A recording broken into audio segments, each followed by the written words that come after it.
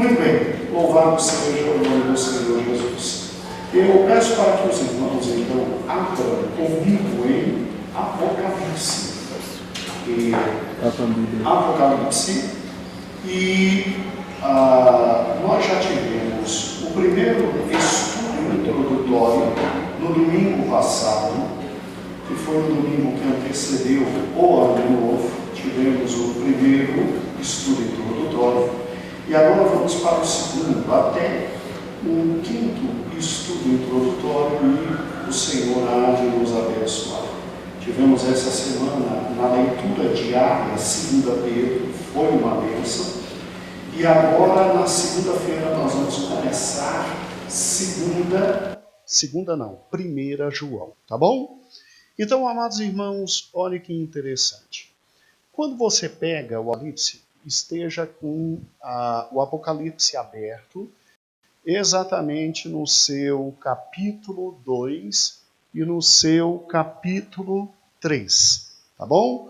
Quando você pega o Apocalipse, você tem exatamente esta estrutura que nós vimos da última feita.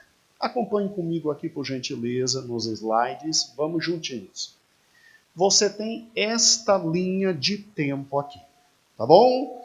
Você tem, em primeiro lugar, Deus no controle absoluto de toda a sua revelação. E Deus fez questão que a igreja, ela pudesse, no tocante à revelação, ter a sua história atrelada à história de todo o mundo e de todas as eras. Então, eu e você temos que ter na mente exatamente o seguinte: nós temos um Deus que controla toda a história. Toda a história. Então, tudo está nas mãos dele. Nada está fora das mãos dele. Ele controla o tempo, ele determinou datas, ele determinou dias, ele determinou anos, ele determinou eras para as coisas. E quando você pega o Apocalipse, você tem certeza absolutamente disso. Por quê? Porque veja comigo. Primeiro você tem todo o Velho Testamento e o começo da relação de Deus com o homem. Aí esta relação se aprofunda e alcança quase que o ápice. Eu não digo o ápice porque nós ainda vamos estar com ele na vida eterna. Aí lá vai ser o ápice. Aí, como vimos na aula passada, Deus resolve habitar entre nós. E aí vem Jesus Cristo, e exatos 30 e poucos anos de Deus encarnado. Irmãos, Deus se fez carne. Deus se fez carne. E aí, segundo o plano de Deus para todas as eras, vem o momento da igreja. Vem o momento da igreja. E aí um novo povo é estabelecido, datas são firmadas para nós, para a nossa existência, e, obviamente, sairemos, porque tem que ter um novo momento na história da humanidade. Nós seremos arrebatados, e esse novo momento se chama tribulação. Por fim, só voltando, depois que findar este momento, e este momento, então, não é para a igreja, pastor? Não é para a igreja. A tribulação não foi feita para a igreja. A tribulação foi feita para Deus tratar os gentios que não aceitaram Jesus Cristo e tratar os judeus. Os judeus, então a tribulação tem esta finalidade. E aí depois, obviamente, como um marco, antes da tribulação, tem lá nos ares Jesus nos arrebatando, marco do final da tribulação, o Armagedon, e Jesus descendo Juraci para simplesmente fixar o seu reino milenal, e aí é que vem o milênio, nós desceremos com Cristo, aí vem o milênio, e, obviamente, depois de 1000 anos, Satanás é solto, engana nações, e após enganar nações, Satanás tem a última batalha com Cristo, que não é nem batalha, assim, coitado do diabo, assim, esmagamento, né? Não dá nem para chamar batalha. A gente vai chamar de juízo final, né? Porque Jesus desce, aplica o veredito e tchau. Coitado. E aí, o que acontece? Aí vem a eternidade. Por que eu não botei depois do milênio a eternidade? Porque eu estou trabalhando com os tempos que a Bíblia nos ensina. A eternidade é um tempo em que nós viveremos com Ele, para sempre com Ele, e lá Ele vai nos mostrar como é a eternidade. E aí viveremos com Ele para sempre. Não se preocupe com a eternidade, não se preocupe com os fatos que virão na eternidade. Creia de forma simples e tranquila. O Deus que controla toda a história, Ele já tem tudo predeterminado para nós na eternidade. Então, os irmãos viram conosco rapidamente por cima cada uma dessas etapas. Nós hoje vamos trabalhar com o quê? Nós hoje vamos trabalhar com esse período aqui, ó, com o vermelho ali. Nós hoje vamos trabalhar com a igreja. Olhe, por gentileza, ali na maquetezinha. Por gentileza, olhe ali, ó. Tá vendo? Amados irmãos, aquele ponto escuro ali do lado representa toda a primeira era da igreja. Aquele ponto ali, vou voltar de novo aqui, ó, vai cair isso. Aquele ponto representa o momento em que os apóstolos estiveram conosco. Então eu estou trabalhando ali naquele ponto em negrito destacado. Veja bem, Jesus já morreu e ressuscitou. E aquele ponto representa exatamente todo o primeiro momento de história da igreja, que são só 100 anos. Significando o quê? Significando que o Apocalipse, ele então, já que é revelação das últimas coisas, o Apocalipse vai nos demonstrar aquilo ali, ó, os 900 outros anos da igreja. 900 não. Os 1900 outros anos da igreja, segundo aqueles que creem que a igreja terá só 2 dias na face da terra. Só 2 dias na face da terra.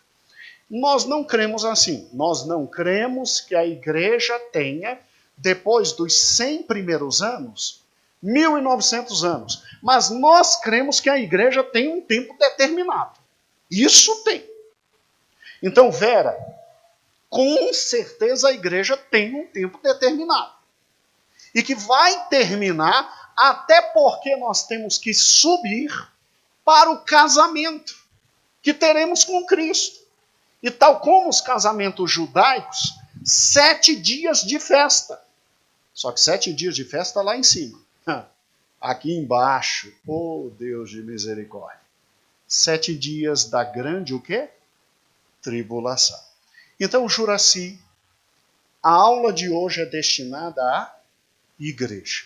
Para que quando a gente abra o Apocalipse, a gente possa entender o período da igreja. Sabendo que a gente vem com todo o Novo Testamento desde fevereiro. Desde fevereiro a gente está nas leituras diárias vendo o Novo quê? Testamento. Tá bom? Então vamos juntos, por gentileza. Eu estou em Apocalipse 2 e 3. Perdão, Apocalipse 1, 2 e 3. E aí, quando você vê o período das igrejas, você vê em primeiro lugar um Cristo diferenciado. Está lá em Apocalipse 1, um outro Cristo. Primeiro fato sobre o período das igrejas existem. É um Cristo diferente, se há de tudo. E que a gente teve a oportunidade de trabalhar com os irmãos no culto da virada.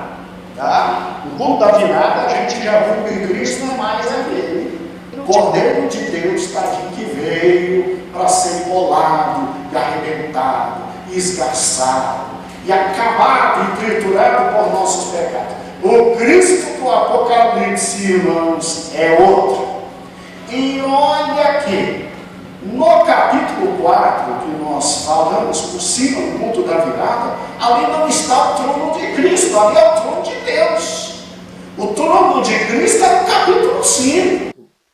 Nós veremos domingo que vem. Então, o primeiro fato nesta era, meus irmãos, anote aí quem está anotando. Primeiro fato, um Cristo diferenciado. E o Cristo diferenciado está exatamente no capítulo 1 de Apocalipse, e exatamente do versículo 9 em diante. Exatamente do versículo 9 em diante. Eu, pessoalmente, estou muito desejoso de ouvir esta parte aqui.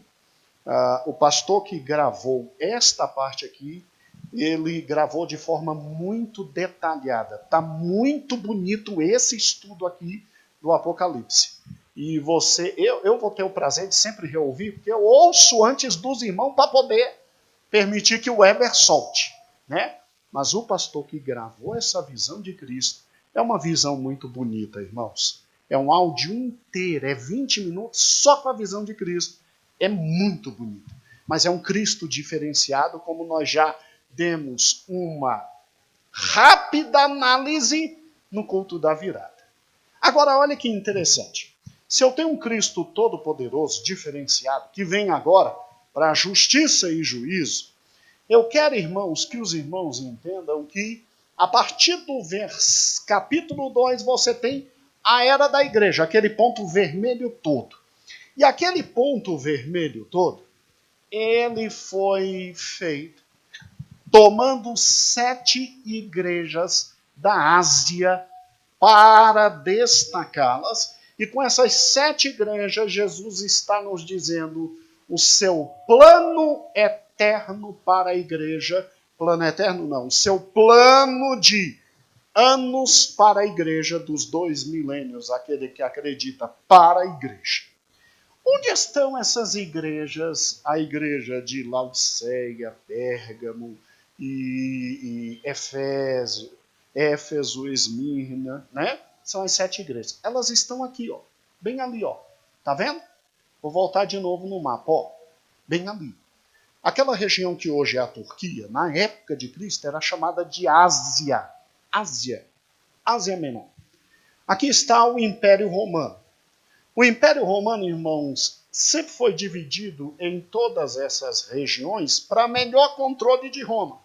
Em cada região, entre aspas, Pôncio Pilatos, representante de Roma, para manter a ordem, cobrar os tributos e manter Roma rica. Porque Roma não era idiota.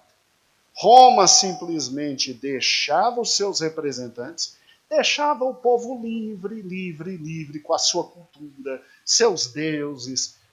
Só bastava adorar o imperador romano, estava tudo bem. Pagar os impostos, estava tudo bem. E ninguém se rebelar. E eu, Roma, vamos ser francos, eu, Roma, estou pegando o dinheiro, estou pegando o pão, estou pegando o trigo, estou pegando o vinho, estou pegando o que você produz, eu estou feliz. Que eu tenho dinheiro, comida, bebida, eu tenho tudo, e você trabalha para mim de graça. E eu deixo você viver sua vida, eu deixo você ter sua esposa, ter seus filhos, seus costumes, seus templos, seus deuses. Eu, Roma, estou feliz. Olha que interessante. É óbvio que a gente destaca aqui, ó, a Palestina, onde estava Pôncio Pilatos, mas você tem várias outras regiões. Olha lá, ó. Você tem a nossa querida Capadócia, você tem ali, ó, a Galácia, onde Paulo fez a primeira viagem, de onde vem Tito, tá? De onde vem Timóteo. E aqui está, ó, a Ásia, ó, aonde se dirigiam as 7 o quê? Igrejas. Onde estavam as 7 igrejas? Vou ampliar isso aqui, ó. Ampliando, ali está a Ásia. E veja que as 7 igrejas se localizam num ponto muito estratégico. Por quê? Porque ficava fácil de você enviar as cartas às igrejas. Porque onde estava o apóstolo, onde ele enviou as cartas à igreja? Vamos lá? O apóstolo estava em Patmos. E Patmos está vendo ali, ó. Ali Patmos, ó. Ali está Efésios, ali está Esmirna, ali está Pérgamo, Tiatira, Sardes, Filadélfia e Laodiceia.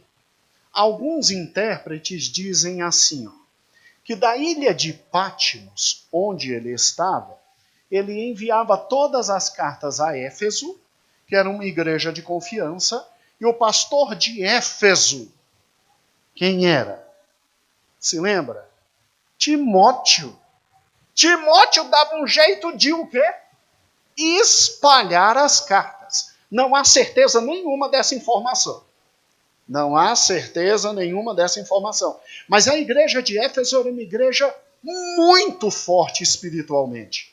Então, até quando Cristo escolheu as igrejas, ele escolhe igrejas que são geograficamente mais fáceis para a carta chegar e para a carta se distribuir.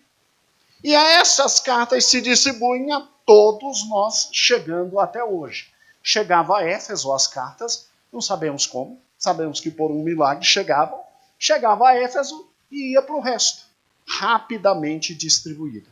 E era lida entre eles, porque afinal de contas, não era a carta do apóstolo João, que já tinha escrito o Evangelho, já tinha escrito as suas 3 cartas que nós vamos começar a estudar a partir de amanhã, e agora é o próprio Jesus Cristo.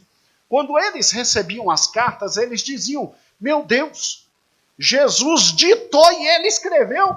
Olha os escritos de Jesus. Alguns, inclusive, intérpretes da palavra de Deus que dizem que aqueles que manifestam que Jesus nunca escreveu nada, aqui estão os escritos de Jesus. O Apocalipse, que ele tão somente usou a mão de João, permitindo que João, com suas limitações, escrevesse algumas coisas, mas que a maioria tinha sido ditada por Jesus Cristo. E quando você lê as cartas, você vai ler hoje as cartas, você vê que impressionante. Realmente parece que João só estava ouvindo e o quê? Escrevendo. Então, até nisso, Jesus foi estratégico. Agora, amados irmãos, o período da igreja seria marcado, então, por essas 7 igrejas. O período da igreja seria marcado por essas 7 igrejas. Amados, olha que interessante. Amados irmãos, como seria as 7 eras da igreja? Ou seja, aquele período de, alguns dizem, 2000 anos, seria marcado pelo quê? Olhando para cá, irmãos. Em primeiro lugar, a igreja de Éfeso. A igreja de Éfeso, irmãos, ela tem essa seguinte característica. Primeira característica dela, era uma igreja forte na ortodoxia. Ninguém enganava a igreja de Éfeso. Se é uma marca, graças a Deus, da nossa igreja, nesses 50 anos, pastorado do meu pai, nesses 2 anos de pastorado de minha mãe, é que, graças a Deus, nós somos uma igreja forte na palavra. Podem até nos enganar, mas não nos enganam por muito tempo, não. Rapidamente a gente pega, estão querendo passar a perna na gente. Não, a gente é uma igreja forte na palavra, graças a Deus. Nós temos essa tradição. Eles, pastor Geraldo, eles rejeitavam todas as heresias, eram pacientes, perseverantes. O único problema, eles gostavam tanto da doutrina que se esqueceram do amor, o amor fraternal.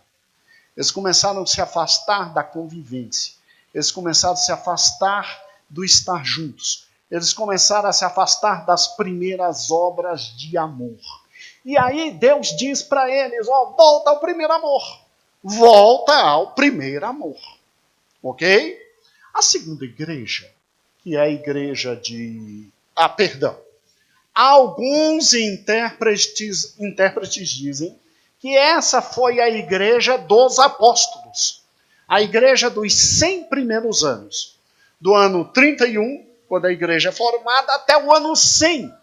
Qual foi o fato que evidenciou a existência da igreja?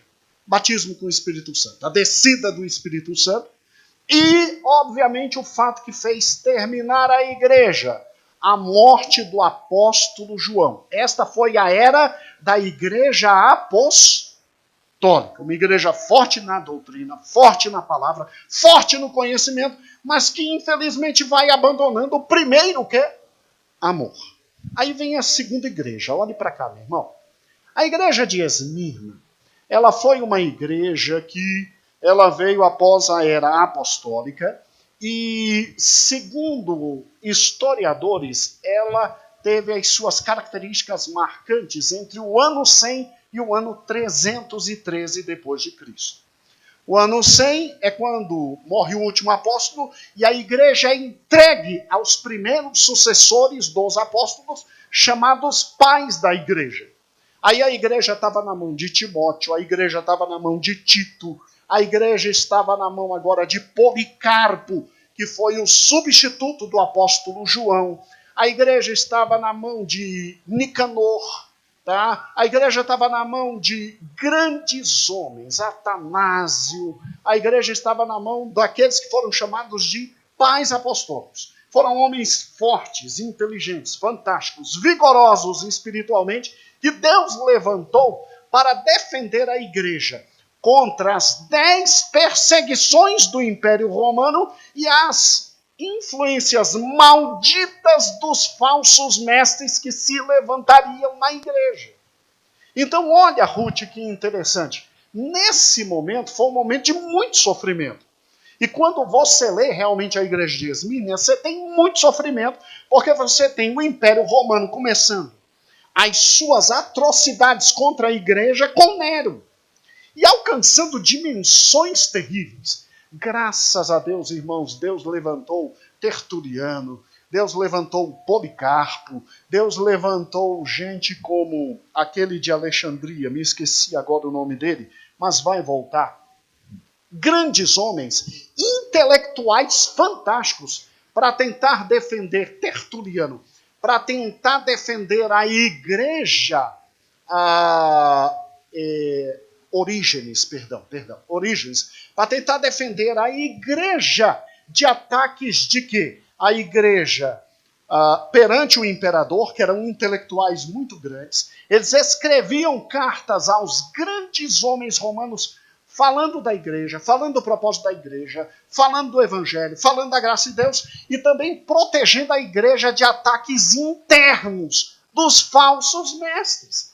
Então a igreja de Esmirna foi uma igreja marcada muito pela pobreza, como está aí. Se você lê em casa, a gente não tinha dinheiro. A gente se escondia no cemitério para fazer culto. A gente se arrebentava. Nossos grandes líderes eram levados em martírio. E os malucos dos adolescentes que a gente tinha iam e se entregavam para ser martirizados juntos, que adolescente é bicho sem juízo. Está compreendendo?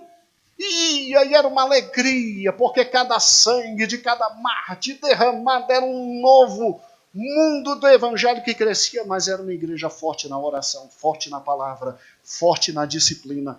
Nessa época a gente abriu mão de todos os bens do mundo, porque nos confiscaram todos os bens, nos tiraram todos os bens, deixaram a gente pobre. Então a única coisa que a gente fazia, manhã, tarde e noite, era fugir da morte e pregar o evangelho. Fugir da morte e pregar o evangelho. E aí o evangelho se expandiu de forma extraordinária. Lê depois em casa sobre a igreja de Esmirna e você verá quão grande ela foi.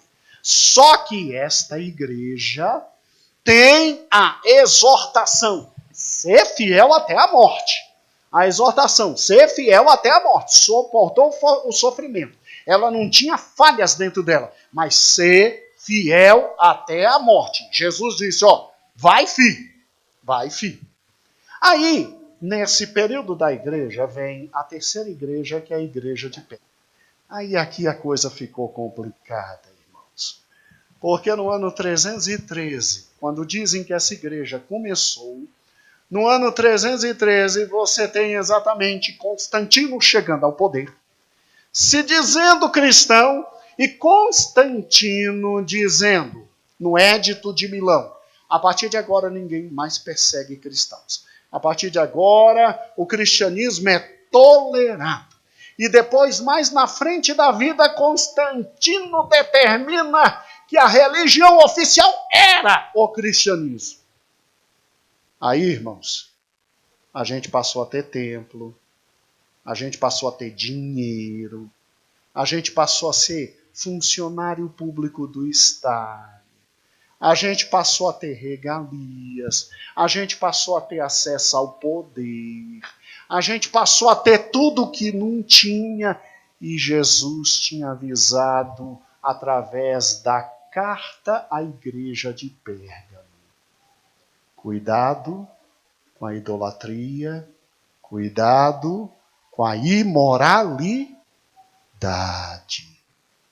Olha, você está mantendo a fé em Cristo, ou seja, foi uma época histórica em que nós ainda mantínhamos a fé em Cristo, em que os bispos da nossa igreja, nós éramos uma igreja única, em que os bispos da nossa igreja ainda lutavam para manter a fé e a palavra de Deus, mas em razão de muita gente que começou a entrar na igreja, não porque estava convertida, mas porque nascimento amado, infelizmente viu que era uma boa estar dentro do cristianismo.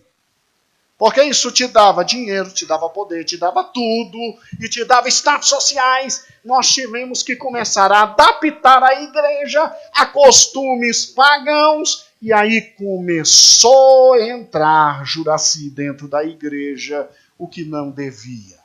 A idolatria, a doutrina de Jezabel, a doutrina de Balaão, e aí a gente começou a cair espiritualmente. E quando em 520 Leão I chegou a ser bispo de Roma, ele começou a dizer: Pedro morreu aqui, Paulo morreu aqui, a maior igreja que existe é a nossa. Nós temos que ter a primazia.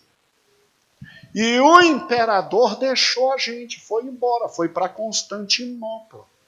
O imperador deixou a gente, foi para Constantinopla. Nós estamos sozinhos. Aí o poder de um bispo, como o bispo romano, se tornou algo enorme, porque ele passou a ser o centro de todo o poder, porque o poder político tinha saído de Roma, tinha ido para onde? Constantinopla, porque Constantino foi para Constantinopla, o grande imperador. Aí vem a igreja de Tiatira, e aí a coisa ficou horrível. Porque aqui nós temos de 528 a 1517, 1000 anos. A Idade Média, praticamente toda. E aqui nós nos atolamos no erro, na imundície, no pecado. Cristo tinha avisado. Tudo bem que cresceu o serviço ao próximo. Tudo bem que foi uma igreja que tentava ajudar o máximo possível. Mas aqui, quanto à igreja de Tiatira, a coisa foi tão terrível, a pecaminosidade foi tão grande, o culto, a idolatria, ídolos, foi tão grande. Quando você lê a carta, você fica assustado. Você fica assustado. E simplesmente Jesus traz muita repreensão à igreja nessa época.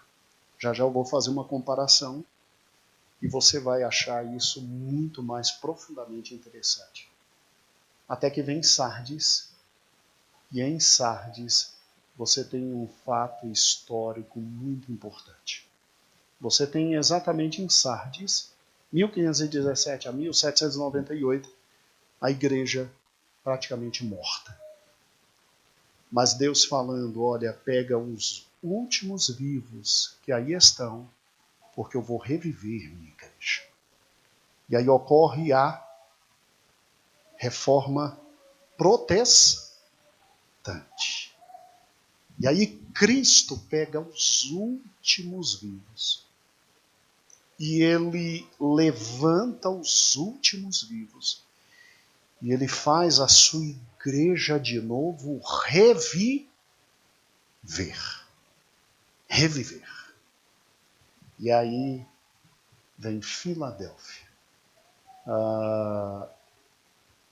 Você pode ver que em Sardes, a Bíblia diz que alguns ainda mantiveram a fé pura. Deus pega um finalzinho, um renovinho, o último que existia. Deus pega Lutero, Deus pega John Wesley. John Wesley ainda não tinha chegado. John Wycliffe, John Hus, Lutero, João Calvino, Savonarola. Deus levanta esses homens e Deus de novo ergue a sua igreja para que pudéssemos chegar, segundo alguns escritores bíblicos, à era de Filadélfia. Filadélfia é a igreja do amor, Filadélfia é a igreja da expansão, Filadélfia é a igreja que não pensa duas vezes, Filadélfia é a igreja expansionária, Filadélfia é a igreja missionária, Filadélfia é a igreja daqueles que vieram após os primeiros grandes reformadores. Aí você vem John Wesley, você vem com Spurgeon, você vem com Fox, você vem com Adoniran, você vem com os grandes missionários, você vem os dois irmãos Wesley, John Charlie Wesley também, Whitefield, você vem com esse povo que simplesmente é uma tocha incendiária e incendeia o mundo. E aí você tem um período fantástico de gente perseverando na fé, que guarda a fé no lugar da presença de Deus, e você tem, segundo alguns autores, este período histórico. Só que a Bíblia diz que, ao mesmo tempo desse período histórico, viria mais um período em que, infelizmente, é representado pela igreja de Laodiceia, a única que não tem elogio nenhum, e que, em razão do seu crescimento, fortalecimento econômico, político e social, razão das últimas duas, da reforma protestante, das missões que se expandem pelo mundo inteiro, levando, nós ficamos tão ricos, tão abastados, tão cheios de bens, tão maravilhosamente abençoados, que simplesmente o evangelho seria objeto de desprezo, a graça de Deus objeto de absoluto secularismo, e Deus chega a essa igreja e diz: você é pobre, você está nu, você está cego, você é morno, eu vou te vomitar da minha boca de tanto ódio que eu tenho de ti. E aí dizem que este período é de 1844 até hoje, e que a igreja só não está absolutamente secularizada e arrasada por causa do movimento pentecostal, com o qual Deus renovou toda a sua igreja e trouxe um novo vigor para a igreja, que se não fosse o movimento pentecostal, nós estaríamos com essa igreja em toda a sua ênfase. Agora, eu quero que você, por gentileza, isso tudo está em Apocalipse 2 e Apocalipse 3. Eu quero que você vá para Mateus capítulo 13, porque Jesus vem avisando isso para a gente desde Mateus 13. Às vezes eu paro e penso assim: Jesus quis destacar tanto este período. Jesus quis destacar tanto esse período, que desde Mateus 13 ele já nos vem falando, quando ele fala do reino de Deus, ele desde Mateus 13 ele já vem nos narrando tudo aquilo que ele viria falar depois no Apocalipse 2 e 3. Quando ele vai nos ensinar o que é o reino de Deus, preste atenção nisso, olha que interessante. Mateus 13, 1 a 8. Você se lembra da parábola do semeador? Se lembra que tem um semeador que saiu a semear? E ele simplesmente saindo a semear, a primeira semente caiu no caminho. E aí vieram as aves e literalmente o quê? Comeram e ela não produziu frutos. A segunda semente caiu sobre as pedras. Aí o sol bateu, secou e ela, tadinha, não teve como ter vida para nascer. A terceira semente cai nos espinhos, né? E, bem, Ao contrário da segunda semente, que pelo menos entre as pedras, ela ainda nasce. A terceira semente, ela cai nos espinhos e ela é sufocada pelos espinhos. Ela nasce, mas os espinhos sufocam e ela morre. Aí vem a quarta e última semente que cai em boa o quê? E essa, por cair em boa terra, ela frutifica 1%. É uma loucura a frutificação. São muitos frutos. O que Jesus estava falando aqui?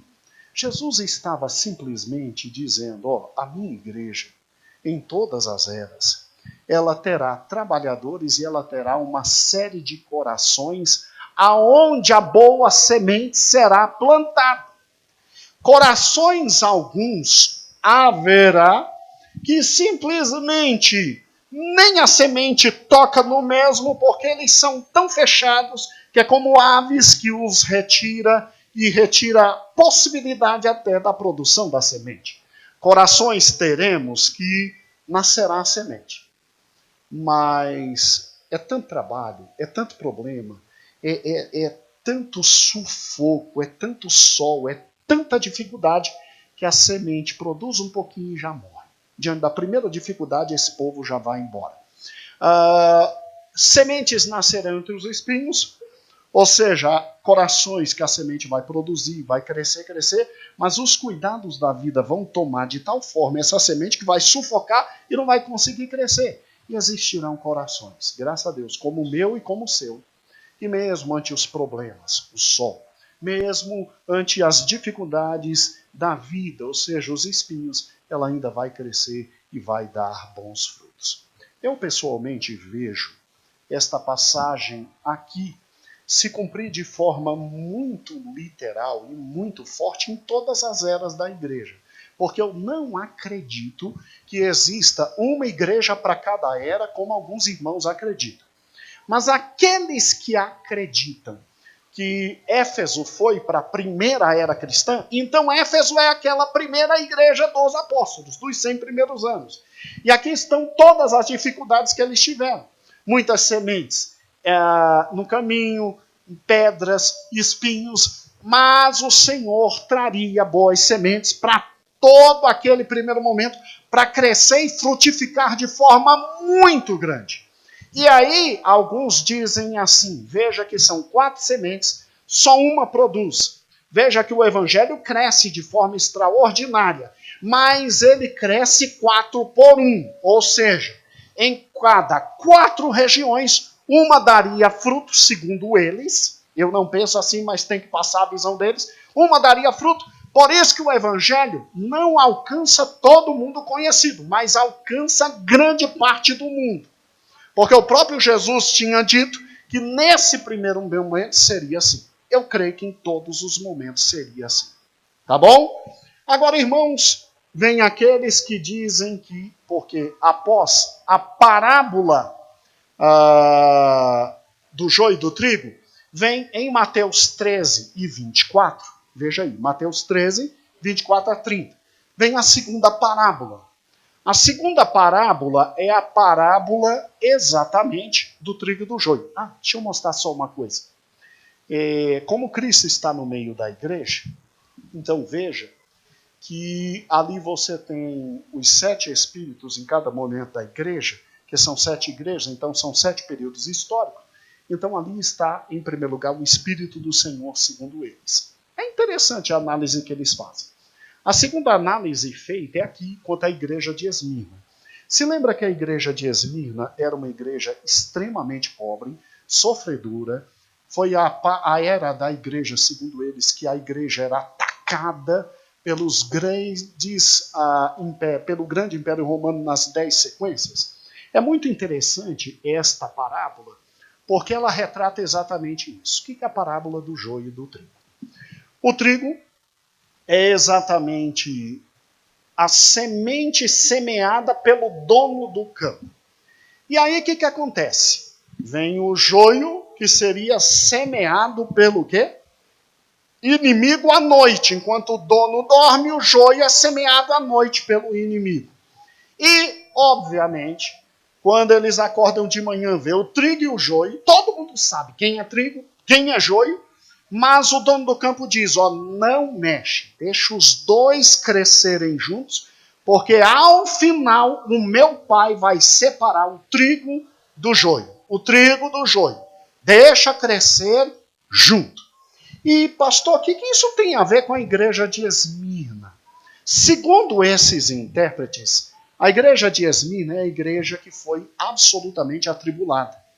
E nesse momento histórico, esse momento após os apóstolos, dos pais da igreja, você tem literalmente dentro da igreja crescendo o trigo e literalmente crescendo o joio. E o que acontece de forma muito forte? Tanto é que os pais da igreja, Tertuliano, Orígenes, Policarpo, todos os pais da igreja, você vê que eles têm que defender a igreja dos ataques externos, que eram os imperadores tentando matar a gente, e dos ataques internos, que eram as doutrinas falsas que se levantavam de forma muito forte, como o arianismo, o nestorianismo, como o gnosticismo. Então, Jesus já tinha alertado isso. Eu, pessoalmente, creio que isso acontece desde a época em que Cristo está na face da terra. Desde que Cristo é Cristo, a gente está nisso todo dia. A gente sempre tem um maluco se levantando com heresia e enganando a muitos. Mas eles viram assim, e é uma visão bonita. Uma visão bonita. Veja que as cartas do Apocalipse estão no Evangelho, porque quando Jesus fala da terceira parábola, a parábola do grão de mostarda. Eu esqueci. Aí aqui o Espírito tem que ser, o Espírito que nos conduziu nessa época, segundo esses autores, era o Espírito de sabedoria, para a gente levantar homens muito sábios para defender a fé cristã.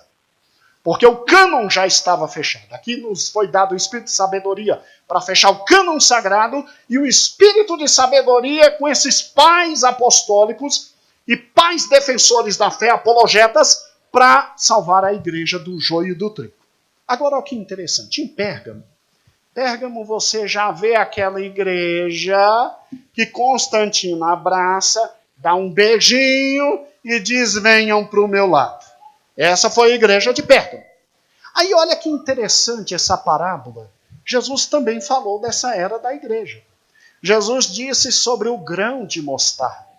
Jesus disse que o reino dos céus seria semelhante a um homem que plantou um grão de mostarda. Agora olhe para cá, que interessante. Isso está em Mateus 13, 31 a 32. Só que cresce uma árvore gigantesca. E não pode. É aquilo que o papai ensinou sempre para a gente. Grão de mostarda dá uma árvore pequenininha. Só tem um tipo de grão que dá uma árvore terrivelmente enorme. Não, grão de mostarda dá uma árvore pequenininha. Como é que cresce uma igreja tão grande dessa? É porque houve uma anomalia, algum erro. E o pior, as aves se aninham nos seus ramos. Sempre que a Bíblia fala de aves se aninhando, em 80% dos textos significa demônios. Demônios aqui entraram na igreja. Quando, infelizmente, Constantino tentou nos trazer para perto, e se ele se tornou crente ou não, não sei, demônios começaram a entrar na igreja. Demônios começaram a entrar com doutrinas de demônios. Mas existiu, pelo menos nessa época, um último restolho que estava ali lutando e... Eu creio perfeitamente que isso existe sempre. Que isso acompanha a história da igreja sempre. E aí por isso que esses irmãos dizem que esta é a era de Constantino, do casamento pervertido, e que Deus teve que manifestar com o seu espírito, que são os 7 espíritos, aqui o espírito de inteligência. Inteligência, para começar a levantar os valdenses, levantar John Wycliffe, etc., para começar a sair do meio da igreja. Só que a igreja ia piorar, né? Por isso Jesus nos trouxe. Só um pouquinho. Pode pegar no smartphone. Aí eu trouxe isso aqui, que foi um paralelo muito bem feito por esses irmãos entre a igreja correta e o cristianismo católico romano. Olha o que aconteceu na época da igreja que começou a se desviar. Olha que interessante. Ó. Em primeiro lugar, em 310, nós começamos, infelizmente, a rezar pelos defuntos. Rezar por defunto. Aí, 313, Constantino nos deu liberdade para nos adaptar aos pagãos que estavam entrando dentro da igreja e não deixar eles saírem. Aí a gente começou a usar a vela na igreja para dizer que era o símbolo do Espírito Santo dentro da igreja. Olha o que a gente fez. Então a vela na igreja era a presença de Deus confirmada. Passamos a ter vela em casa. E aí a gente sabia que Deus estava na igreja. E em casa, quando a vela estava acesa. Apagou, Deus tinha saído da igreja. Tinha que chamar os padres para acender vela. A gente passou por isso. Aí depois nós começamos a fazer culto dos santos. Culto dos santos. Culto dos santos. Depois, instituímos a missa como sacramento. Começamos a dizer assim, Deus não fez tudo por Cristo, é necessário algo a mais do Espírito Santo. Como é que esse algo a mais do Espírito Santo vem? Pelos sacramentos. Aí sacramento é mecanismo de graça de Deus depois de Cristo através do Espírito Santo. E o grande sacramento que nos dá a vida eterna é a missa.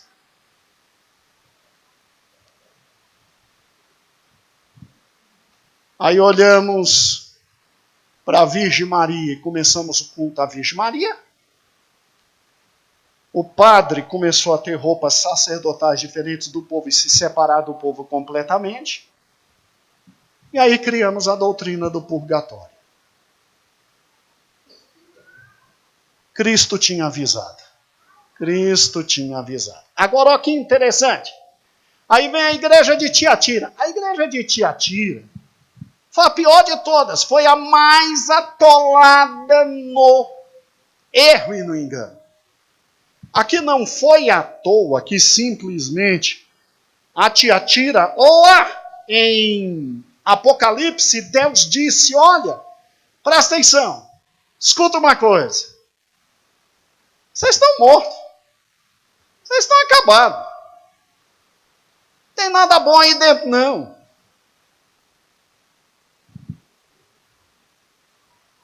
Se lembra da parábola do fermento? Jesus avisou sobre Tiatira. Uma mulher coloca massa no fermento. Por que mulher? Igreja. A massa seria a obra da igreja. Fermento sempre é objeto de repreensão na Bíblia. Tanto é que Jesus disse, cuidado com o fermento dos fariseus, dos saduceus. Fermento é algo que não se poderia acrescer. A massa, porque a massa verídica já vem dele, que é o pão da vida. É o pão da vida. Ele é o pão da vida sem fermento. E aí aqui você tem uma mulher distribuindo uma massa, que seria Cristo o pão da vida com fermento. E o que ela faz? Ela bota 3 medidas de farinha e fermento dentro. Segundo os intérpretes, 3 medidas de farinha. Pai, Filho e Espírito Santo e toda a obra completa de Cristo. Só que aí ela vem e coloca o que não poderia colocar, o fermento. Estraga a massa. E o pior, tudo fica levedado. Aqui está falando de um cristianismo caído ao extremo e morto ao extremo. Olhe para cá. Não foi isso que aconteceu de 500 a 1500? Olha aí no seu smartphone. Olha o que a gente fez. A gente em 503 já estabeleceu a doutrina do purgatório. No ano 600, Bonifácio III se declara bispo universal e papa. 606, obrigação de beijar os pés do papa, porque senão você não vai no céu. 754, doutrina do poder temporal da igreja. 708, aí a igreja passa a ser uma agência política. 783, adoração a imagens e relíquias. 800, uso da água benta. Espírito Santo está na água benta e te abençoa para sempre. 890, culto a São José. 993, canonização de santos. Passamos a não acreditar mais em Cristo. Precisamos de gente entre nós e Deus intercedendo por nós. Daí você canoniza santo. Se a gente estivesse na Igreja Católica, nós teríamos o direito de abrir o processo de canonização do pastor Gedeon. Que foi um homem dedicado a Deus, vivia para Deus, e por intermédio dele muitos milagres foram feitos. Então nós teríamos direito de abrir o processo de canonização. E aí depois que ele fosse santo, aí a gente não pedia mais a Cristo, pedia ao santo Gedeon, e ele pediria ao Pai. Olha que ponto nós chegamos, irmãos. Olha que ponto nós chegamos, e Jesus tinha alertado isso. Olha aqui, ó. Instituição das festas aos defuntos. Celibato sacerdotal. Aqui a igreja proibiu os seus bispos de ter esposa, ter filho, porque eles estavam cobrando pelos trabalhos. Olha aqui, ó. Dogma da infalibilidade da igreja. A igreja nunca erra. Invenção do rosário. Instituição da Santa Inquisição. Para quem pensar diferente, nós mata. Venda de indulgências. Porque você comprando indulgência, perdoa pecado. Olha onde a gente chegou, irmãos. Olha que interessante. O pão é substituído pela hóstia. Criada a confissão auricular, ou seja, as demais formas de perdão, ou sacramento. Você chega para o padre, fala os seus pecados. Não tem problema. O padre te passa o que você tem que fazer, a penitência, você está perdoado. O sangue de Cristo não vale mais nada. A adoração da hóstia e da missa. Proibição de leitura da Bíblia, porque é perigoso. Porque Cristo tinha dito a Tiatira, olha, eu tenho ainda alguns aí. Wycliffe, uso. Wycliffe, olha aqui, ó. Uso da contaminação missa. É um significado muito interessante. Instituição da reza da Maria. E eu e você, divino na Maria. Então nós chegamos ao lado. Levou a nação inteira. Jesus já tinha virado isso, gente. Aí chegou o período de Sardes. A igreja quase semi-morta. E Deus dizendo à igreja de Sardes: pega o que restou e fortalece, porque eu virei e terei misericórdia, e eu levantarei. Aí com Sardes, você tem a parábola do tesouro escondido. Jesus falou isso pra gente. Vera, ó que interessante. Você tem em Mateus 13:44, um homem que encontra um tesouro. Ele não estava procurando um tesouro, Vera. Ele encontra um tesouro. E quando ele encontra um tesouro, ele esconde esse tesouro.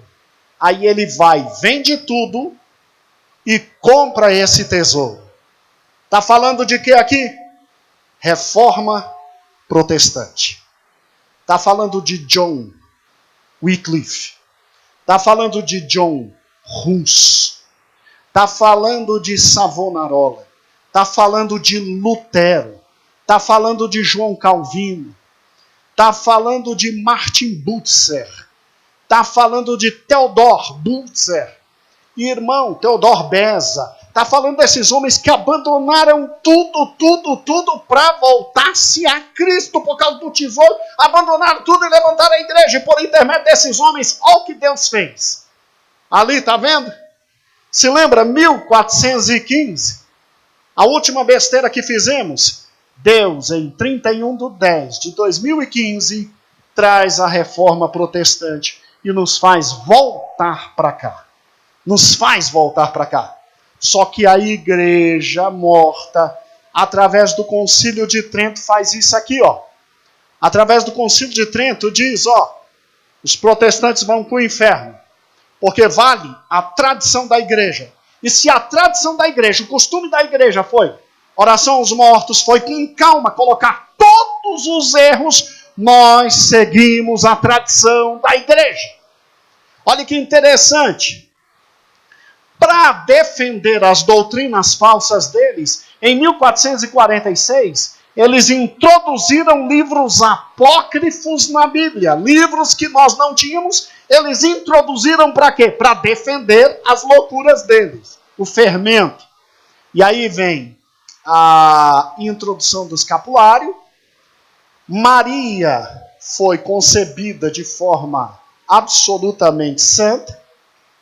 Infalibilidade do Papa, porque nós estávamos ganhando muito terreno. E a ascensão de Maria. Maria está no céu intercedendo por nós. Aí a igreja se racha e nós viemos para cá. Gente, é por isso que quando você olha para esse período de Sardes, existe entre nós o espírito de fortaleza, dos 7 espíritos, o espírito de fortaleza. Porque só tendo fortaleza é que poderíamos brigar contra isso aqui. Estou terminando. Agora, amados irmãos, veja que quando existe o Apocalipse, Deus também fala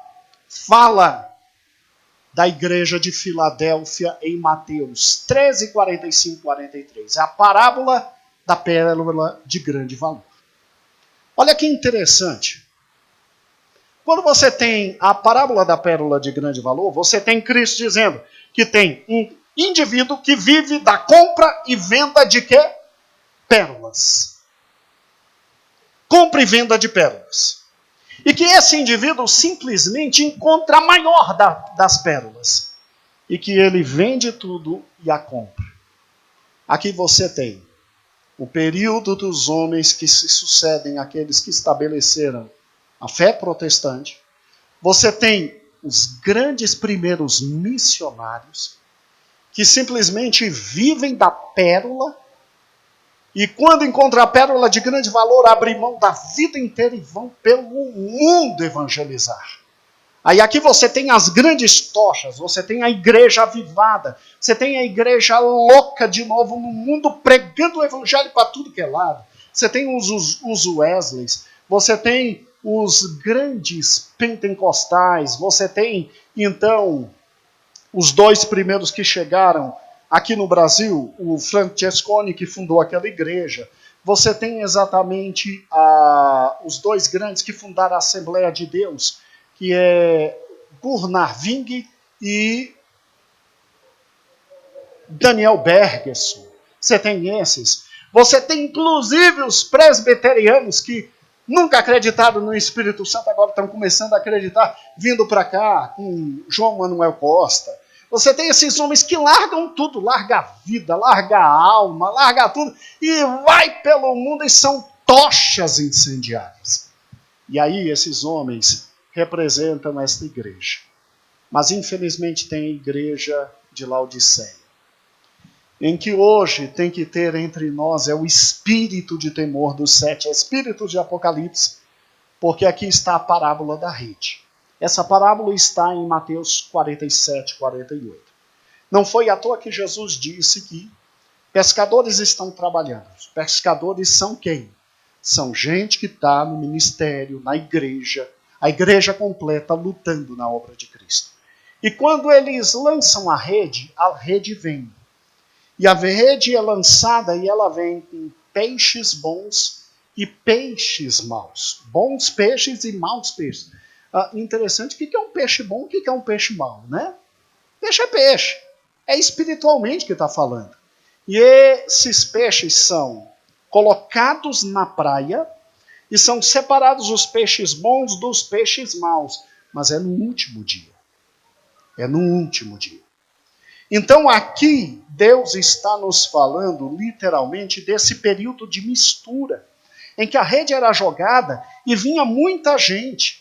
E que infelizmente peixes bons e peixes maus existiriam dentro da igreja e não haveria sal suficiente para tornar os peixes maus em peixes bons, por causa da mistura. Seria o que eles dizem o equivalente à igreja de hoje. A igreja de Laodiceia, que Deus disse, eu estou para te vomitar. Estou para te vomitar. Irmãos, nós não cremos que seja essa a sequência, apesar de linda a sequência. E muito bem estruturadas, por quem crê que em cada período da história é uma parte da igreja. Nós cremos que em todas as eras, todas essas igrejas existem. Todas estas igrejas existem. Em todas as eras. É assim que nós, do Brasil para Cristo, cremos, mesmo sabendo que há uma posição diferente, que há um pensamento diferente. E quem pensa diferente de nós, diz que a igreja ali está. Eles fazem exatamente isso. A fonte está aqui, tá? Palavra revelada oficial. Está tudo aí no seu smartphone. Eles chegam a dizer isso aqui, ó. Essa é a parte mais interessante. Eles chegam a dizer que a igreja só tem 2000 anos de história. E que esses 2000 anos começam na morte de Cristo. Então, morte de Cristo, estabelecimento da igreja. Alguns dizem que Cristo morreu em 2032. Perdão, em 32. Outros dizem que ele morreu em 35. Outros dizem que ele morreu em 37. Então, pelos cálculos deles, a gente só vai viver até 2037. Na pior das hipóteses, 2037 Jesus volta. Eu não creio que seja assim. Eu creio que o período da igreja está muito perto, a vinda está muito perto. Mas eu não creio que literalmente esses 2 dias são 2 dias, né? Agora, se o cálculo dele estiver certo, nós estamos apertados, porque pensa comigo, ó. Os 300 primeiros anos foram os anos da igreja de Éfeso, Esmírnia e o começo da apostasia, que é Pérgamo. Então, Éfeso foi a igreja dos apóstolos. Esmirna, a igreja dos pais apostólicos. Sofremos, crescemos e fomos. E Pérgamo aqui, ó, foi a igreja unida com o poder Constantino. Aí aqui começou. Então, os 100 primeiros anos, aí começou em 313. Aí vem 300 anos mais 200, aí dá 500 anos da igreja de Pérgamo. Dá 500 anos da igreja de Pérgamo. Então, passou 500 anos. E Pérgamo é aquele momento em que a gente se afunda com Constantino e a igreja tem aqueles primeiros dogmas horríveis entrando na igreja. Aí, bem, vem a igreja de Tiatira. Ela dura 1000 anos. Mais 500 que tivemos, 1500 anos. Então aqui é que a gente afunda mesmo, porque aqui foi a época da Idade Média e aqui foi a época da grande igreja apostólica católico-romana. A gente estava nela. E aí a gente afundou, Nascimento. A gente afundou, Deus livre e guarde. Era uma coisa horrível. Fermento completo, absoluto. Tiatira. Fermento completo e absoluto. Mas aí Deus, por sua misericórdia, depois de 1500 anos se afundando, aí Deus, em 200 anos, nos levanta, e aí vem a igreja da Reforma, que é a igreja de Sardes. E aí o Senhor nos retira da igreja que se tornou incorreta. Nós nunca queríamos sair, Lutero nunca quis sair, João Calvino nunca quis sair, mas nos expulsaram. Quando nós mostramos nas 95 teses, todos os erros nos expulsaram. E aí nós tivemos que fundar a igreja protestante. Tentando voltar à Bíblia. Só a Escritura, só Cristo, só a fé, só a graça e só a Deus glória. Que tinha afundado muito, tentando voltar. E aí o que acontece? Bem, se você tem 1500 anos de história, e aí vem a Reforma Protestante, E a reforma protestante alcança seu auge 200 anos após, você tem então 1.700 anos de história. Aí, segundo eles, vem os 300 últimos anos, que é a época que a gente está vivendo, que é a época de Filadélfia e Laodiceia. Essas igrejas andam juntas nesses 300 últimos anos. Então, Filadélfia é a igreja avivada, cheia do Espírito, cheia da graça de Deus, cheia do poder de Deus, a igreja triunfante, a igreja que evangeliza, a igreja que vai aos confins da terra, em razão de quê? Em razão até do pentecostalismo. Se não fosse o movimento pentecostal, com a Rua Azusa chegando até nós estávamos, tadinho, presos aqui em Sardes, nas igrejas tradicionais, reformadas. A gente estava preso lá nos luteranos, nos presbiterianos, John Knox, nos batistas tradicionais. Mas graças a Deus, Filadélfia chegou o movimento pentecostal, chegou a gente foi até o final do mundo, mas o neopentecostalismo chegou. E o neopentecostalismo, os malucos rodam na igreja. Os malucos urram, pregam a teologia da prosperidade, tem trenzinho na igreja, tem arraial gospel. Os malucos simplesmente dizem, não precisa casar virgem não, rapaz, vai experimentando a mulherada, bota para quebrar. Jesus não quer teu corpo, Jesus só quer teu espírito, fica tranquilo. Beber um pouquinho, que nada, tá tudo em paz. Ah, meu amigo, não dá pelada. Não, rapaz, você tem que mostrar o que é bonito. Um beijo mais apertado do namorado, que isso? Deixa ele pegar aqui, deixa ele pegar ali. Qual o problema de deitar na cama? Amanhã você vai e pede perdão, Jesus perdoa.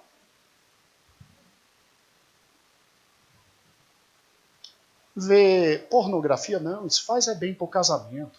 Tá animada no casamento. Aí você tem Laodiceia, convivendo ao mesmo tempo com Filadélfia. E convivendo ao mesmo tempo com Sardes. Sem nenhum problema, os tradicionais ali, dizendo que nós, pentecostais, estamos endemoniados. Não, mas eu estava essa semana conversando com um amigo do Davi e estava explicando para ele que é bem tradicional.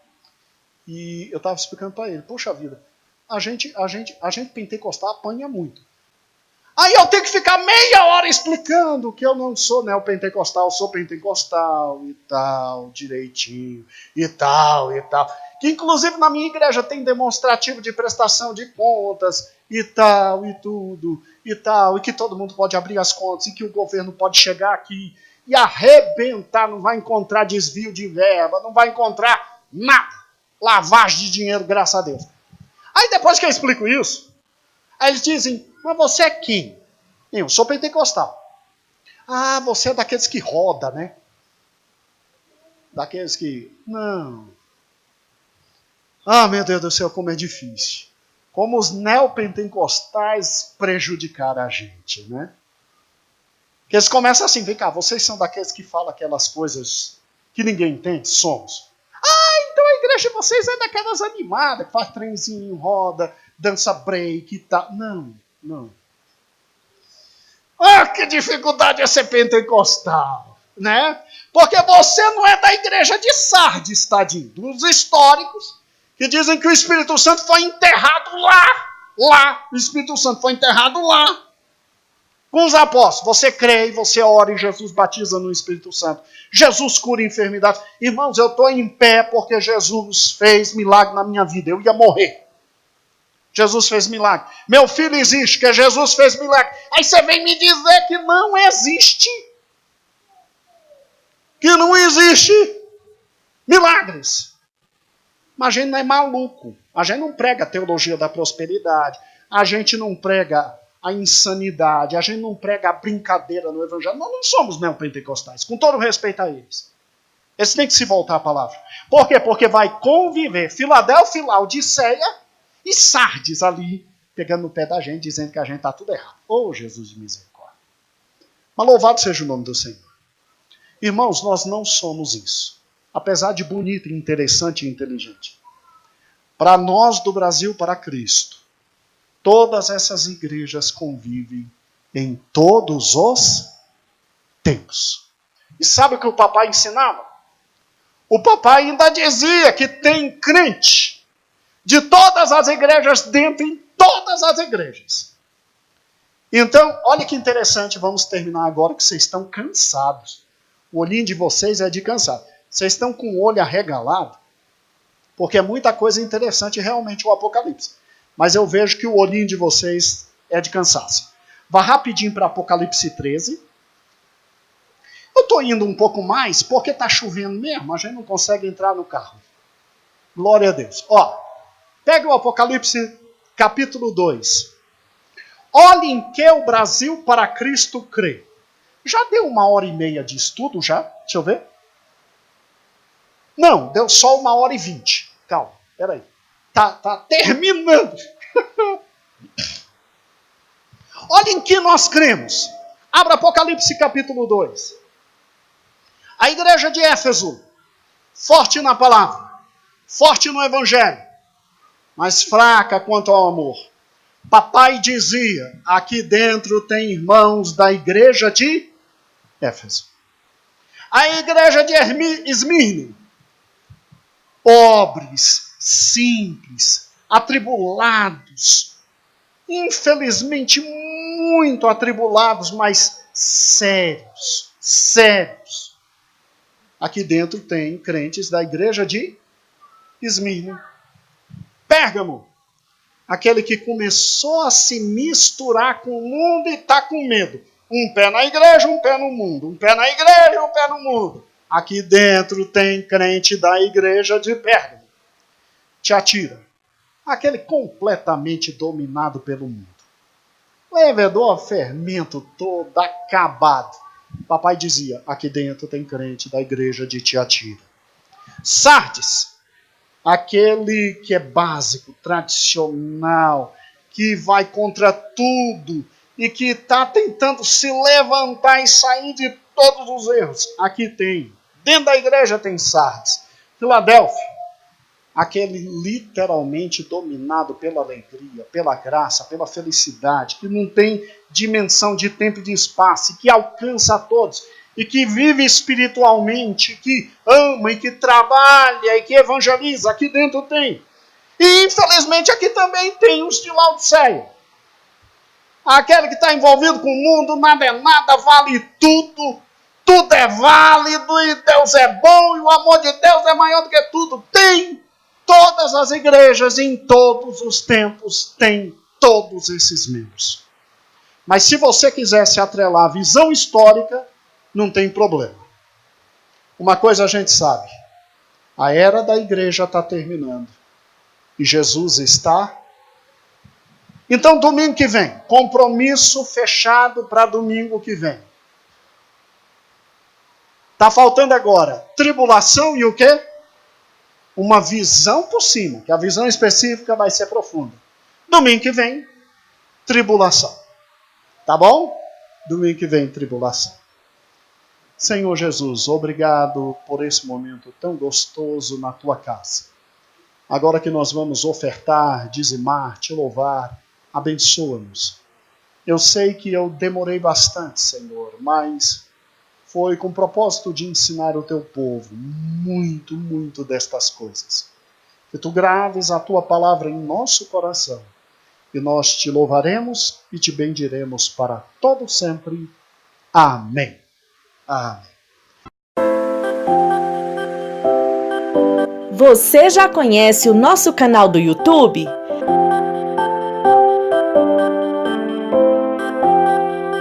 Todos os dias um vídeo é postado em nosso canal. Visite as nossas playlists, mensagens que edificam, leitura bíblica diária, congressos, louvores e muito mais. Nosso endereço é IEPBC Brasil.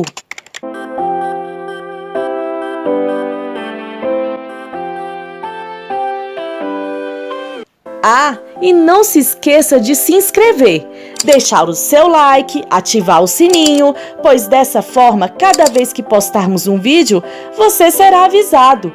E também fique à vontade para deixar o seu comentário. Igreja Evangélica Pentecostal do Brasil para Cristo. Compromisso com Deus e Sua Palavra.